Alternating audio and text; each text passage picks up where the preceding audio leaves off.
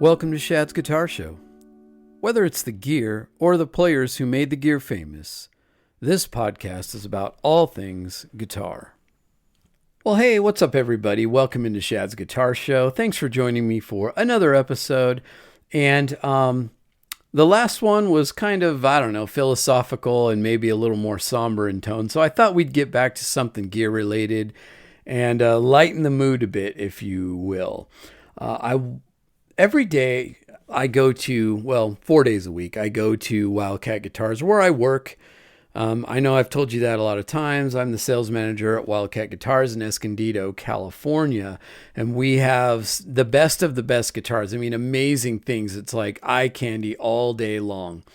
But there's one guitar that from my desk where I sit, every time I look straight out, I see this guitar. It's just hanging there, and it's just an amazing looking instrument. I've owned a few in the past, and I've always been fascinated by them. And I think I love how they look, and I love the idea of them more than I actually love them as a guitar for me personally.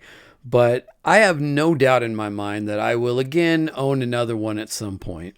So I want to dive into the Gretsch White Falcon.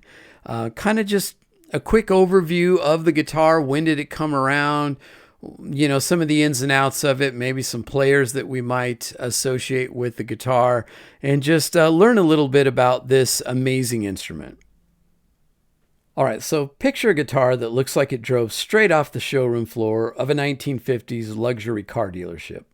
Gleaming white finish, gold hardware, sparkling trim, and an engraved falcon staring back at you like it owns the stage. Today, we're talking about one of the most iconic statement guitars ever built, the Gretsch White Falcon. We'll talk about how it started as a showpiece, how it got into production, how they build them, and how the model evolved. And we'll even talk about a few guys who've made it very famous. So the story of the White Falcon begins in 1954 when Gretsch's designer and guitar promoter, Jimmy Webster, set out to create a showpiece unlike anything else on the market. Inspired by Gretsch's drum and banjo design, Webster incorporated lavish aesthetic elements, sparkling gold, sparkling bindings, engraved pearl inlays, and gleaming white finish, into a hollow body guitar intended solely for display at that year's NAMM show. But the reaction was immediate and overwhelming, and dealers and players demanded it be put into production.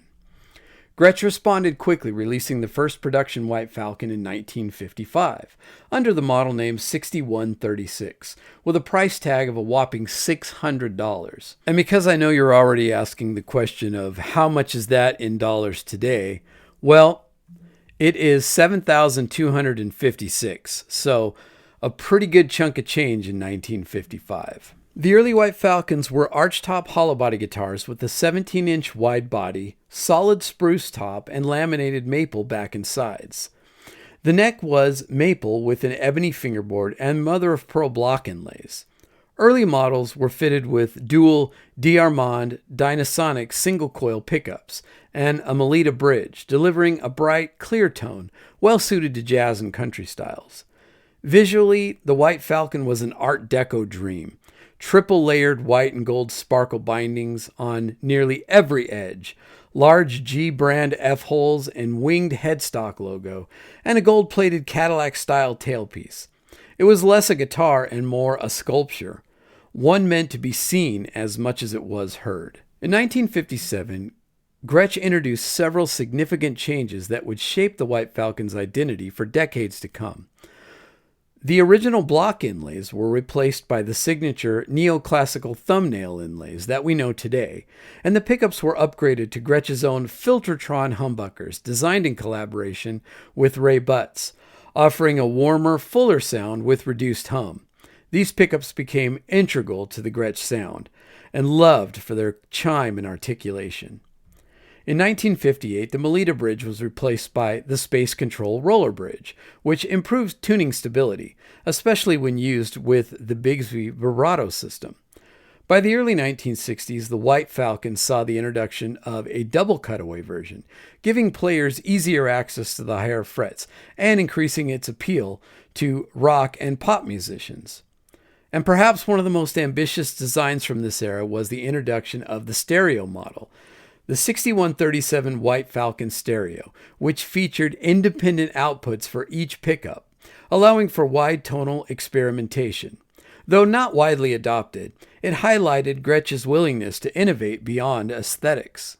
In 1967, the Baldwin Piano Company acquired Gretsch, marking the beginning of a troubled period for the brand. Under Baldwin's management, production shifted and quality control declined. While the White Falcon remained in the catalog, many players and collectors consider Baldwin-era Falcons, especially those from the 70s, to be inferior to their predecessors.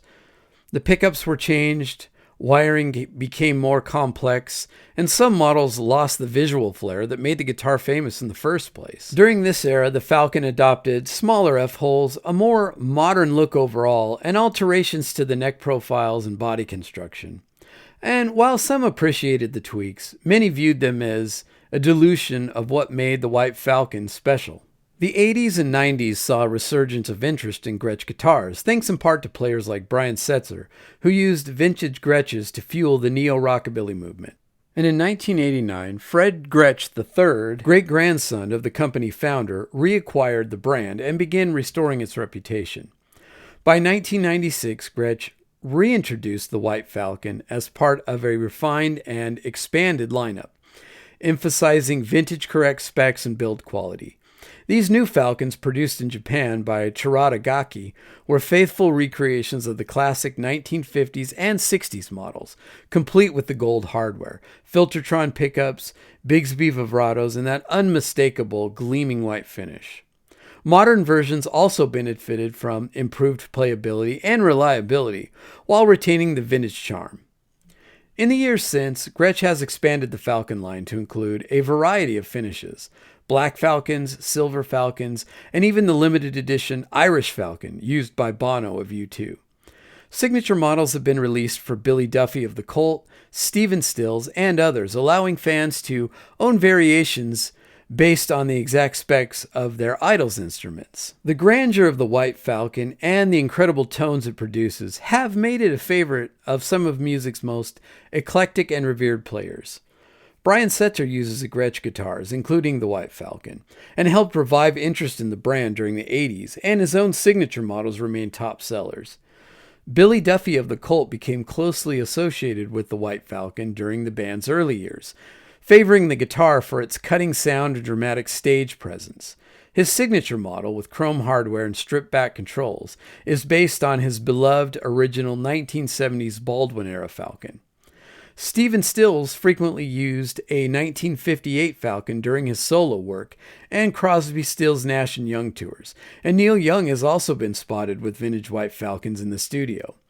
Chris Chaney of The Living End brought the Falcon into the punkabilly world, while players like Martin Gore of Depeche Mode and John Frusciante of the Red Hot Chili Peppers have used the guitar in more alternative contexts.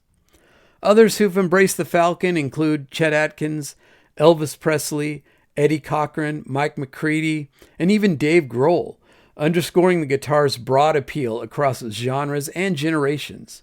The White Falcon endures because it's one of the rare guitars that hits three targets at once. It's a true flagship concept, built to be the top of the line. A distinct sonic identity, Gretsch hollow body, Filtertron or Dynasonic pickups, and that big body response. And it's a visual icon. You recognize it instantly, even from the back row of the concert hall. A lot of guitars are famous because players made them that way. The White Falcon is famous because it was designed to be famous. Then players proved that it could deliver. And whether as a showpiece, a sonic workhorse, or a bridge between musical worlds, the White Falcon continues to soar, just as Jimmy Webster dreamed it would all the way back in 1954. If you enjoyed this episode, please make sure and share it with a friend. And if you're not following me on Instagram, go do that now at Shad's Guitar Show on Instagram. And also make sure you subscribe to Shad's Guitar Show on YouTube so we can keep this awesome gear-related community alive. And remember, the best guitar player is the one having the most fun.